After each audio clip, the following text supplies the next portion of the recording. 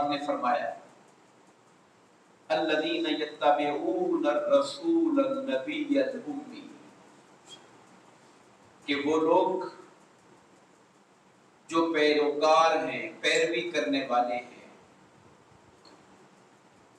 اس رسول معظم نبی مکرم صلی اللہ علیہ وسلم، وہ نبی امی جن کا ذکر وہ تورات میں بھی لکھا ہوا پاتے ہیں اور جن کا ذکر انجیل میں بھی لکھا ہوا پاتے ہیں، وہ پیغمبر جو نیکی کا حکم دینے والے ہیں اور برائی سے منع فرمانے والے ہیں، اور جو پیروکار ہیں اس پیغمبر کے جو پاکیزہ چیزوں کو حلال فرمانے والے ہیں اور خبیث اور ناپاک چیزوں کو حرام فرمانے والے ہیں۔ وہ لوگ جو پیروکار ہیں اس پیغمبر کے یدعو عنہم اسرہم والاغلال التي كانت علیہم، جو ان کے بوجھ کو اٹھانے کے لیے آیا ہے اور جو طوق ان کے گلے میں پڑے تھے ان کو اتارنے کے لیے تشریف لایا ہے۔ فالذین آمنوا بہ، بس وہ لوگ جو اس نبی پر ایمان لائیں گے جن کی صفات کا تذکرہ اللہ نے کیا، رسول، نبی، امی، جن کا ذکر تورات اور انجیل کے اندر موجود ہے، جو برائی سے منع کرنے والے اور نیکی کا حکم دینے والے ہیں، جو طیبات کو حلال کرنے والے، خبیثات کو حرام کرنے والے ہیں، یہ جن کا ذکر ہوا، جن کی اوصاف کا بیان ہوا، فرمایا وہ لوگ جو اس نبی پر ایمان لائیں گے، وَعَزَّرُوهُ، اور ان کی تعظیم اور توقیر کریں گے، عزت اور احترام کریں گے، وَنَصَرُوهُ، اور جو اس نبی مکرم کی مدد کریں گے۔ اور نبی کی مدد کرنے کا مطلب کیا ہے کہ نبی جو دین لے کر آئے اس دین کے غلبے کی کوشش کریں گے۔ نبی مکرم جو شریعت لے کر آئے اس شریعت کو اپنی ذات پر، اپنے معاشرے پر اور اس زمین پر غالب کرنے کی کوشش کریں گے۔ یہ جو دب و دو اور کوشش کرتا ہے حقیقت میں وہ نبی کے مشن کا مددگار ہے، نبی جو کام کرنے آئے تھے۔ وَاتَّبَعُوا النُّورَ الَّذِي أُنزِلَ مَعَهُ، اور وہ لوگ جو پیروی کریں گے اس نور کی، یہاں نور اللہ قرآن کو کہہ رہا ہے، وہ لوگ جو پیروی کریں گے اس نور کی جو اس پیغمبر پر اتارا گیا، چار باتیں ذکر کی، جو اس رسول پر ایمان لائیں گے، جو ان کی عزت اور توقیر کریں گے، جو ان کے دین کی مدد کریں گے اور ان پر اتارے گئے قرآن کی پیروی کریں گے، اولئک ھم المفلحون، یہی وہ لوگ ہوں گے جو دنیا میں بھی کامیاب ہوں گے، آخرت میں بھی کامیاب ہوں گے۔ یہ جو آخری چار لفظ ہیں، کامیاب کون ہوں گے، ذرا پھر سوال کر لیتے ہیں تاکہ دماغ میں بات بیٹھ جائے۔ اللہ فرماتا ہے یہی وہ لوگ ہوں گے جو کامیاب ہوں گے۔ یہی وہ لوگ کون ہیں؟ جو مصطفیٰ پر ایمان لائے، جنہوں نے میرے مصطفیٰ کی عزت اور توقیر کی، عزت اور احترام کیا، جنہوں نے دین مصطفیٰ کے غلبے کے لیے تگ و دو کی، کوشش کی، اپنا تن من دھن اور کاوشیں دین مصطفیٰ کے لیے استعمال کی،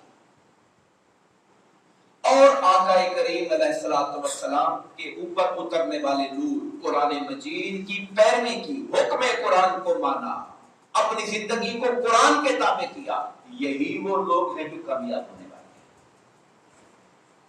ہمارے ہاں ہم لوگ ایک لفظ بولا جاتا ہے جزئیت پسند، یعنی جسے ہم کہتے ہیں نا کہ پارٹ وائز چیزوں کو، ایک چیز کو لے لینا، باقی چیزوں کو چھوڑ دینا۔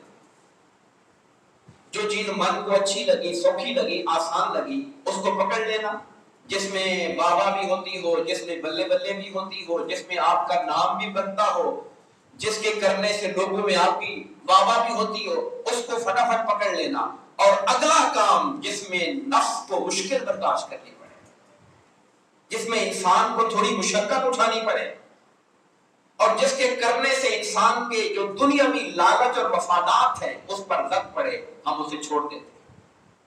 میں ان چاروں چیزوں کو پھر ذکر کروں گا، اللہ کے رسول پر ایمان اور اللہ کے رسول سے محبت اور ادب و احترام، یہ دو چیزیں۔ اور دوسری دو چیزیں کون سی ہیں؟ اللہ کے رسول کے دین کی مدد، اور میں نے عرض کیا دین کی مدد کا مطلب کیا ہے کہ آقا کریم جو قرآن لے کر آئے اس تعلیم قرآن کو عام کرنا، تعلیم قرآن کو سمجھنا، تعلیم قرآن کو پھیلانا، میرے مصطفیٰ جو دین جو نظام لے کر آئے شریعت کا اس کو اپنے من پر نافذ کرنا۔ شریعت کیا ہے؟ حرام نہ کماؤ، حلال کھاؤ، یہ شریعت ہے۔ پنجگانہ نماز پڑھو، غافلوں کی طرح شترے بے مہار بن کر نہ پھرو، یہ شریعت ہے۔ ماں باپ کا، رشتہ داروں کا، پڑوسیوں کا حق اور احترام رکھو، یہ شریعت ہے۔ اور یاد رکھیے مصطفیٰ کے دین کی مدد کرنے کا مطلب یہ ہے کہ جس طرح میرے آقا کے صحابہ کرام نے دین کا جھنڈا اٹھایا اور پورے عرب پر اور عرب سے باہر عجم پر، ایران، عراق، حتیٰ کہ یورپ کے سپین تک میرے مصطفیٰ کے دین کے جھنڈے کو اونچا کیا، یہ حضور کے دین کی مدد ہے۔ کبھی ہم نے اس پہلو پر غور کیا کہ آقا کی محبت کے تقاضے یہ بھی ہیں۔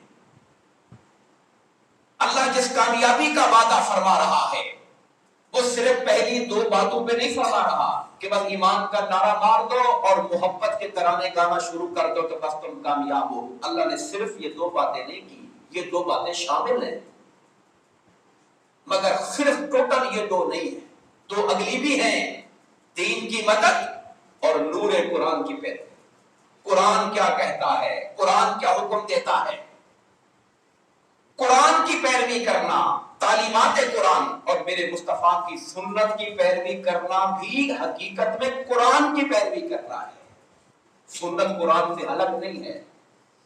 اللہ کے رسول صلی اللہ علیہ وسلم ہمیں جو حکم دیتے ہیں، اللہ فرماتا ہے رسول جو کچھ کریں، کرنے کا حکم دیں وہ بجا لاؤ، اور جس سے رسول روکے اس سے باز آ جاؤ۔ تو حضور کی سنت پہ عمل کرنا بھی حکم خدا پہ عمل کرنا ہوتا ہے۔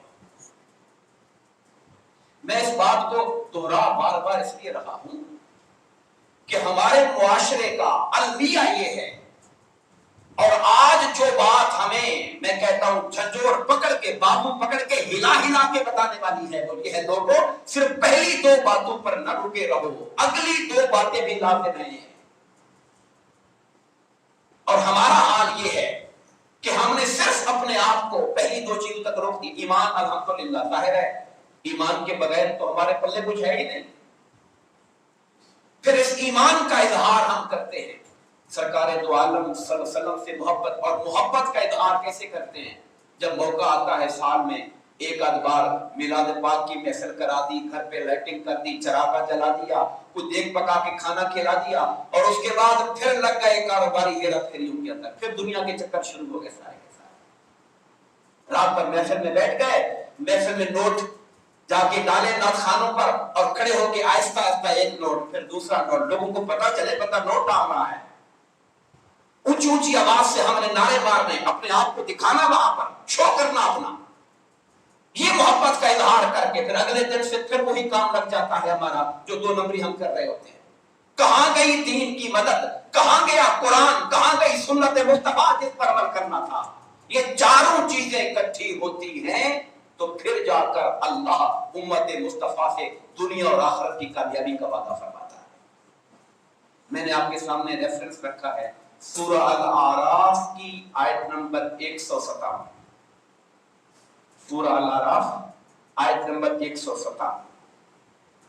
اب میں آ جاتا ہوں تھوڑا سا، یہ ایک پہلو تھا جسے کہتے ہیں وہ اپنا ایک احتساب کرنے کا پہلو، تھوڑا سا اپنے اندر جھانکنے کی ضرورت ہے کہ ہم نے دین کو ایز اے ٹوٹل قبول نہیں کیا، قرآن کی تعلیمات کو ایز اے کل، ایک ٹوٹیلٹی کے اعتبار سے بطور ایک کل قبول نہیں کیا، اپنی مرضی کی چیز لے لی اور باقی چیزوں کو چھوڑ دیا۔ اب یہ جو حکم آیا کہ حضور نبی کریم علیہ السلام کی عزت اور توقیر کریں، ایمان کے بعد دوسرا جو تقاضا کہا وہ عزت اور توقیر کا۔ اور میں یہاں پر یہ بات کہنے میں بھی کوئی حرج نہیں سمجھتا، واضح ہونا چاہیے کہ ایمان اور ادب مصطفیٰ صلی اللہ علیہ وسلم یہ جان ایمان ہے، اور اگر ایمان کو ایک درخت قرار دیا جائے تو درخت ایمان کی جو جڑ ہے وہ ایمان اور ادب اور محبت مصطفیٰ صلی اللہ علیہ وسلم ہے۔ باتیں کلیئر ہونی چاہیے، کیونکہ بعض لوگ کو ہم نے یہ بھی دیکھا، جیسے میں نے آپ کو ادھر کھینچا کہ یار صرف محبت پہ نہ رہو، باتوں پہ نہ رہو، نعروں پہ نہ رہو، دین کی مدد اور قرآن پر عمل پر بھی جاؤ۔ ایک اور طبقہ بھی ہے جس کی ہر محفل ہر باتیں بس جی سنت کون سی ہے تو قرآن کیا کہہ رہا ہے اس پہ عمل کرو، سرکار کی ذات کی بات آتی ہے تو وہ ان کے چہروں سے محبت، والہیت اور وہ جو محبت کا اظہار ہے سرکار کے ساتھ تعلق کا، وہ ان کی زندگی میں نظر نہیں آتا۔ وہ بھی کمزور ہیں پہلے دو پہلوں میں، انہوں نے آخری دو پکڑ لیے، اور پہلے دو پر ادب پر، محبت پر، سرکار کے ساتھ عشق پر، چاہت پر ان کے ہاں وہ دیوانگی نظر نہیں آتی جو ایک غلامی مصطفیٰ کا تقاضا ہے۔ دونوں طرف کے پہلوں کے اندر کچھ یہ ہمارا حکومت کا المیہ ہے، بہت سے طبقات ہیں۔ ویسے خدا نے یہ شرف اہل سنت کو بخشا تھا کہ ان میں اعتدال تھا، ورنہ بعض طبقات ہیں صحابہ کو پکڑ لیا، اہل بیت کو چھوڑ دیا، بعض نے اہل بیت کو تھام لیا، صحابہ کو چھوڑ دیا، کسی نے توحید کو پکڑ لیا، رسالت کو چھوڑ دیا، کسی نے یا رسول اللہ کا نعرہ لگایا۔ میں ایسی محفلوں میں جاتا ہوں، ساری محفل میں نعرہ رسالت لگائے گئے، نعرہ تکبیر لگانا بھول گئے، حالانکہ اللہ کا نام ہے پہلے اسے بلند کرو۔ میں رات ایک محفل میں تھا اور میں نے کہا کہ میں ساری محفل میں 1.5 گھنٹہ بیٹھا رہا ہوں، جب بھی کوئی نعت خان نعت پڑھتا ہے، کوئی اور بات ہوتی ہے محبت والی، نعرہ رسالت سے ایک نعرے کو مار دیتے ہیں، یعنی انتہا پسندی ہے طبیعت ان کے اندر، وہ والا اعتدال نہیں ہے، ایک چیز کو پکڑ لیا دوسری کو چھوڑ دیا۔ ہمارے طبقے نے پہلی دو والی باتوں کو پکڑا، ایمان اور محبت کے اظہار کو، اور ایک اور طبقے نے آخری دو باتوں کو پکڑ لیا، دین، مدرسے، تعلیمات اور قرآن کی باتیں، مگر سرکار کی چاہت اور محبت کی باتیں، حضور کا، میرے آقا کے چہرے بددعا کا ذکر کرنا، حضور کی زلف باللیل کا ذکر کرنا، آقا کی اداؤں کا ذکر کرنا، حضور اٹھتے کیسے تھے، بیٹھتے کیسے تھے، میرے آقا کا انداز کیا تھا، یہ جو چاہت ہے جو دل کے اندر محبت کے چراغ جلاتی ہے، اس طرف سے بھی بہ رہا ہے۔ تو اعتدال اور حق اس بات کا نام ہے کہ چاروں چیزوں کو اپنے اندر پیدا کیا جائے۔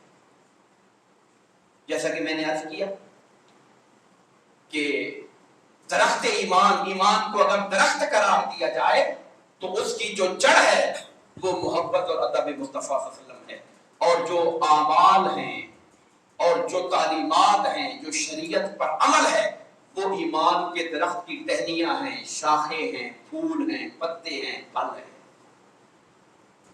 پھول، پتے، پھل وہ اعمال ہیں، اور درخت کی جڑ کیا ہے؟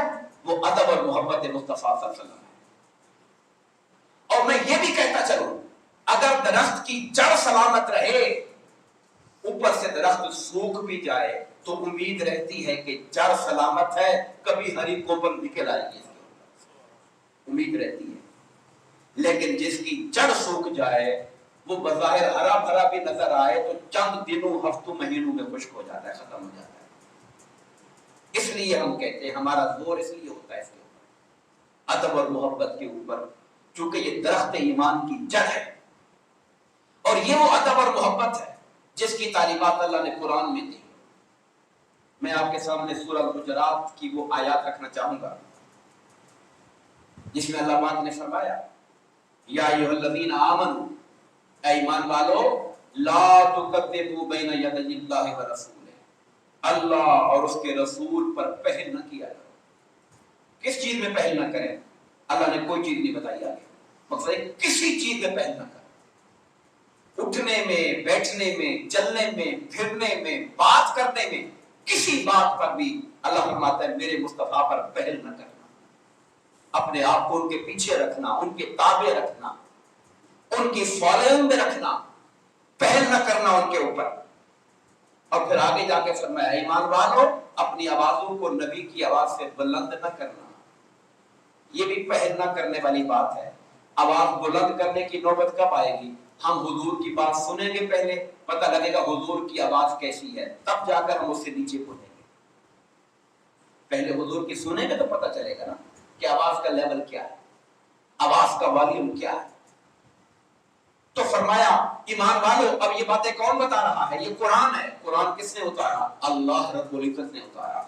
کیا شان ہے اس اللہ کے محبوب بندے کی جو چلتا زمین پر ہے، حضرت آمنہ کی گود میں دنیا میں تشریف لائے، عبداللہ کے گھر پیدا ہوئے، مگر ان کی بارگاہ میں بات کیسے کرنی ہے یہ ادب آسمان سے خدا نازل فرمایا۔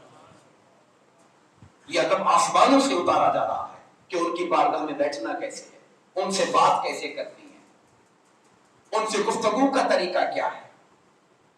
وَلَا تَجْهَرُوا لَهُ بِالْقَوْلِ كَجَهْرِ بَعْضِكُمْ لِبَعْضٍ، اور اے لوگوں ان سے اس طرح بات نہ کرنا جس طرح ایک دوسرے سے بات کرتے ہو، بڑے بے تکلف ہو کر اور بڑے عامیانہ انداز میں اوئے توئے کر کے، یار دوست کر کے اس طرح بات نہ کرنا ان سے۔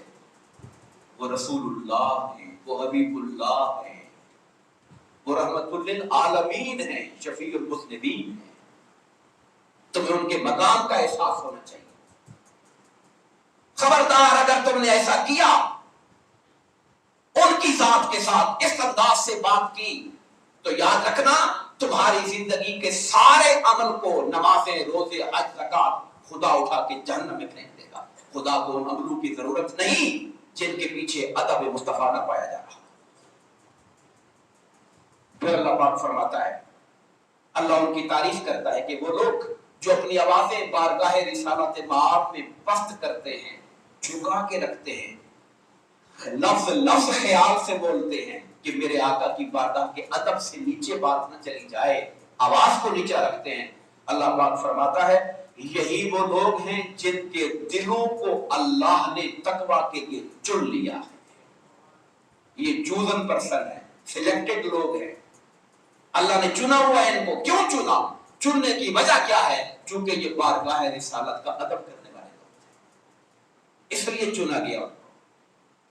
اللہ نے چننا تھا بندوں میں، اللہ کے کروڑوں اربوں بندے ہیں، خدا نے چننا تھا کہ میں اپنے تقویٰ کی دولت کس کو دوں گا، میں تقویٰ کا انعام کس کو دوں گا۔ اللہ نے لوگوں کے دلوں پر نگاہ کی، فرمایا جو دل ادب مصطفیٰ والا ہے اسے چن لو، ادب مصطفیٰ کی برکت سے میں تقویٰ نصیب کر دوں گا۔ اور پھر فرمایا ان الذین ینادونک من وراء الحجرات، بے شک وہ لوگ اے حبیب کریم جو آپ کو گھر کے باہر سے کھڑے ہو کے آواز دیتے ہیں۔ اللہ تعالیٰ کی بارگاہ میں خدا کو یہ بات بھی پسند نہیں ہے کہ اس کے حبیب سے ملاقات کرنی ہو، ملنا ہو تو گھر سے باہر سے کھڑے ہو کے آواز لگائیں، یہ اللہ کو پسند نہیں ہے۔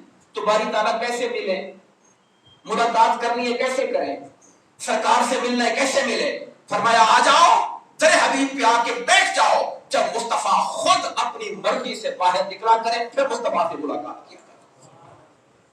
حتیٰ تخرج الیہ، یہاں تک کہ رسول خود باہر آئیں، اگر وہ انتظار میں رہیں، ان کے دل، ان کی روحیں، ان کے بدن منتظر رہیں کہ میرے آقا کب اپنے گھر سے جلوہ فرمائیں گے، تشریف لائیں گے، تب چہرہ والضحیٰ کا دیدار کریں اور مصطفیٰ سے کلام کریں، لکان خیر اللہ، جو ایسے کریں گے ان کے لیے بہتر ہوگا۔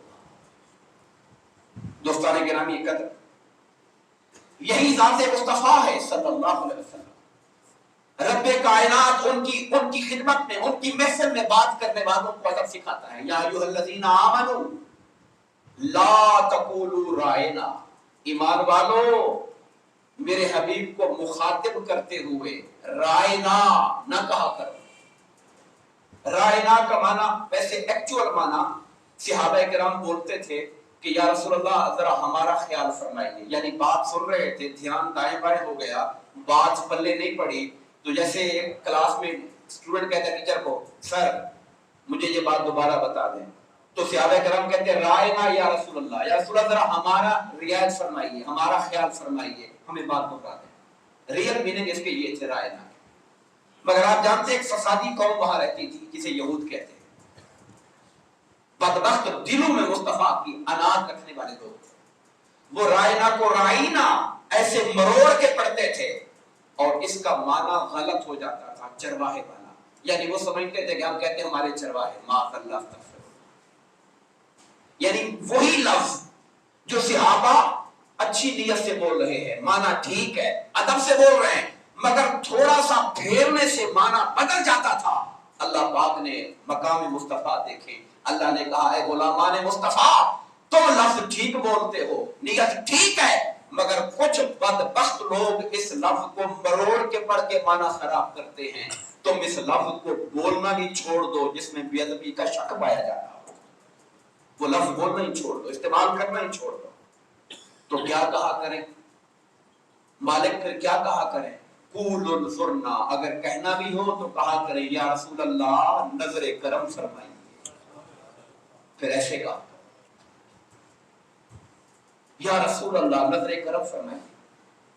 یہ ہم قرآن پڑھ رہے ہیں، قرآن کوئی قصہ کہانی نہیں پڑھ رہے، میں کسی عاشق کی باتیں نہیں کر رہا، دنیا کے کسی انسان کی، خدائے رحمان کا اتارا گیا قرآن پڑھ رہا ہوں کہ اللہ اپنے حبیب کا ادب اور ان سے بات کرنے کا سلیقہ کیسے سکھا رہا ہے۔ یہ آیت کریمہ جو میں نے پڑھی ہے یہ سورہ بقرہ کی آیت نمبر 104 تھی۔ آگے چلیے، اللہ پاک فرماتا ہے یا ایھا الذین آمنوا، سورہ الاحزاب آیت نمبر 53 پڑھ رہا، اے ایمان والو لا تدخلوا بیوت النبی الا ان یؤذن لکم، اب حضور کے گھر کے اندر جانے کے پروٹوکول کیا ہے؟ فرمایا خبردار نبی کے گھر میں داخل نہ ہوا کرو جب تک کہ رسول اللہ تمہیں اجازت نہ عطا فرمائے، اور اگر وہ بلا بھی لیتے ہیں کہ آ جاؤ میرے گھر میں، کوئی دعوت ہے، کھانا ہے، ولیمہ ہے، کوئی موقع ہے، اگر وہ بلا بھی لیتے ہیں، فرمایا بلا کے نہیں لا تو وہی تو فدخلوا، جب تمہیں بلایا جائے تو جاؤ، فَإِذَا طَعِمْتُمْ فَانْتَشِرُوا، جب کھانا کھا لیا کرو تو پھر فوری طور پہ منتشر ہو جایا کرو، چلے جایا کرو وہاں سے۔ وَلَا مُسْتَأْنِسِينَ لِحَدِيثٍ، اپنی گپ شپ لگا کے بیٹھ نہ جایا کرو وہاں پر۔ اب یہ باتیں خدا فرما رہا ہے، کوئی عام بندہ نہیں کر رہا۔ رسول اللہ کے گھر میں نہ جاؤ جب تک بلائے نہیں، جب بلا لے کسی کام کے لیے وہ کام کرو، کھانے پر بلایا کھانا کھاؤ، اور کھانا کھا کر اپنی گپ لگا کے بیٹھے نہ رہو، چلے جایا کرو۔ تمہارے بیٹھے رہنے سے رسول اللہ کو تکلیف ہوتی ہے اور وہ شرماتے ہیں یہ کہتے ہوئے کہ یار اب آپ تشریف لے جائیں، یہ اچھا نہیں لگتا، یہ اچھا نہیں لگتا، میرے مصطفیٰ کے اخلاق کے خلاف ہے کہ وہ کہیں کہ چلے جاؤ۔ اب یہ موقع کیا تھا، میں آپ کو سچویشن بتاتا ہوں، سینیریو بتاتا ہوں۔ حضرت ام المؤمنین حضرت زینب کا حضور سے نکاح ہوا اور پھر ان کا ولیمہ ہوا۔ ولیمہ شادی حال تو تھے نہیں، نہ کوئی تمبو کے راتوں کا رواج تھا، تو جو حضرت زینب کا حجرہ تھا یہی کوئی 12x14 کا کمرہ سمجھ لیں، جو حجرہ تھا اسی کے اندر ولیمہ ہو رہا تھا۔ ہماری ماں حضرت سیدہ زینب رضی اللہ تعالیٰ ایک کمرے کے اسی کونے میں دیوار کی طرف منہ کر کے بیٹھی ہوئی تھی۔ 15 بندے 10 بندے کی ٹولی آ رہی ہے، کھانا کھا رہی ہے، کھانا کھا کے جا رہے ہیں، آخری ٹولی بیٹھ گئی، کھانا کھایا اور کھانا کھا کے گپے اور گفتگو شروع کر دی۔ سرکار انتظار میں ہے کہ یہ لوگ جائیں تاکہ گھر کا ماحول نارمل ہو، گھر والی بیٹھی ہے منہ ادھر کر کے، وہ اپنے گھر کے اندر سکون سے بیٹھے۔ آپ ان کو اشارہ دلانے کے لیے خود اٹھ کے چلے گئے تاکہ ان کو پتہ لگے کہ شاید احساس ہو جائے ان کو۔ آپ باہر چکر لگا کے آئے تو پھر بیٹھے ہوئے تھے، سرکار ایک اور چکر لگا کے آئے تو پھر بیٹھے ہوئے تھے۔ سرکار کو بہت تکلیف ہو رہی تھی، مگر وہ اللہ کے رسول کا اخلاق اجازت نہیں دیتا تھا یہ کہنے پر کہ بھائی اب جاؤ اپنا کام کرو، یہ کہنے کی اجازت نہیں دے رہا تھا۔ اس پر خدا نے جب اپنے حبیب کی تکلیف کو دیکھا، میرے رب کائنات نے قرآن کی آیتیں اتار دی، فرمایا جب رسول اللہ کے پاس آؤ کھانا کھاؤ، کھانا کھا کے چلے جاؤ، بیٹھے نہ رہو، رسول اللہ کو تکلیف ہوتی ہے اور وہ شرماتے ہیں کہنے سے، مگر میرے محبوب کو تکلیف ہو تو خدا کہنے سے نہیں شرمائے گا، خدا کہہ دے گا۔ آپ اندازہ فرمائیے کہ اللہ کی مخلوق میں، کائنات کے اندر خدا نے یہ رتبہ اور یہ مقام نہ کسی کو دیا، نہ قیامت تک عطا فرمائے گا۔ دوستان گرامی قدر، میں ایک حدیث پاک کا حوالہ دے کر بات کو ختم کروں گا کہ یہ جو تعلیمات قرآن تھی، ان تعلیمات پر صحابہ کرام نے عمل کیسے کر کے دکھایا۔ میں آپ کے سامنے جو روایت رکھنے لگا ہوں یہ صحیح بخاری کی حدیث پاک ہے، حدیث نمبر 2732 2732 اور موقع ہے 6 ہجری کا، ہجرت کا چھٹا سال ہے۔ سرکار جب عمرے کے ارادے سے گئے اور کفار نے عمرہ نہیں کرنے دیا اور صلح حدیبیہ والا واقعہ پیش آیا، یہ وہ موقع ہے۔ 1400 صحابہ حضور کے ساتھ تھے، کفار کے ایمبیسیڈرز، ان کے سفیر آ رہے تھے، مذاکرات ہو رہے تھے، آ رہے تھے۔ آخر میں ایک بندہ آیا، سہیل نہیں، آخر والے سے پہلے جو بندہ آیا عروہ بن مسعود، جو لاسٹ آیا وہ تھا سہیل بن عمر، جس نے معاہدہ لکھا تھا، لکھوایا تھا آگے۔ اس سے پہلے والا بندہ تھا عروہ بن مسعود، بعد مسلمان ہو گئے رضی اللہ تعالیٰ عنہ۔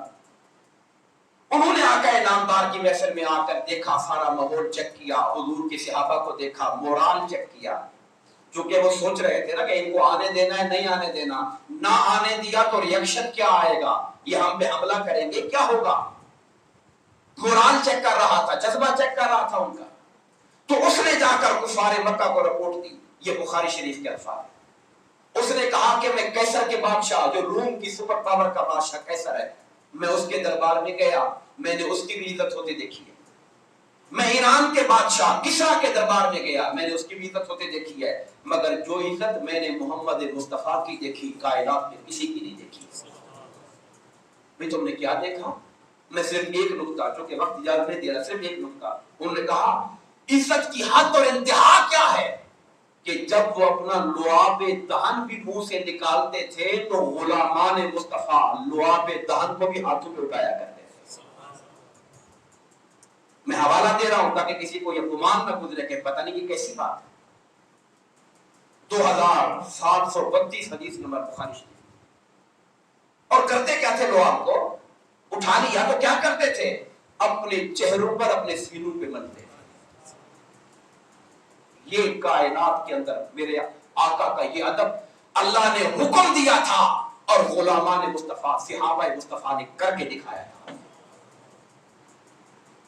اور میں کبھی سوچتا ہوں، عام طور پہ کوئی بڑے سے بڑا حکمران بیٹھا ہو، وہ بھی محفل کے اندر اگر اپنا سپٹ کرے گا، پھینکے گا نیچے، تو ہر بندہ اس کو ناپسند کرے گا، طبیعت میں ناپسندیدگی گرہت آئے گا۔ صحابہ کرام بھی اعلیٰ ترین جینیس لوگ تھے۔ عمر فاروق کوئی عام سطح کے انسان تھے، صدیق اکبر رضی اللہ تعالیٰ عنہ، علی مرتضیٰ، عثمان غنی، معاشرے کی کریم تھی جو اللہ نے مصطفیٰ کے جھولی کے اندر ڈالی ہوئی تھی۔ وہ ان کا یہ طرز عمل کیا تھا، کیسے پیدا ہو گیا؟ تو میرا دل مجھے کہتا ہے، یہ میں اپنی طرف سے بات کہہ رہا ہوں، جن لوگوں نے کھارے پانی کے کنویں کو لعاب مصطفیٰ سے میٹھا ہوتے دیکھا ہو تو ان کا دل کچھ اور کرتا ہوگا۔ جن حضرت جابر کے گھر میں 7 بندوں کے کھانے کو لعاب مصطفیٰ کی برکت سے 1500 کے لیے کافی ہوتا دیکھا ہو تو وہ جانتے ہوں گے مصطفیٰ کے لعاب کی شان کیا ہے۔ انہی کلمات میں اکتفا کرتا ہوں، اللہ کی بارگاہ میں دعا کرتے ہیں باری تعالیٰ ہمیں آقا کریم علیہ السلام سے کے مقام کی آگاہی نصیب فرمائے اور آقا کے ادب میں زندگی اور ادب اور محبت میں ہی موت عطا فرمائے اور سرکار کے نقش قدم پہ چلنے کی توفیق عطا فرمائے، آمین۔ وما علینا الا البلاغ۔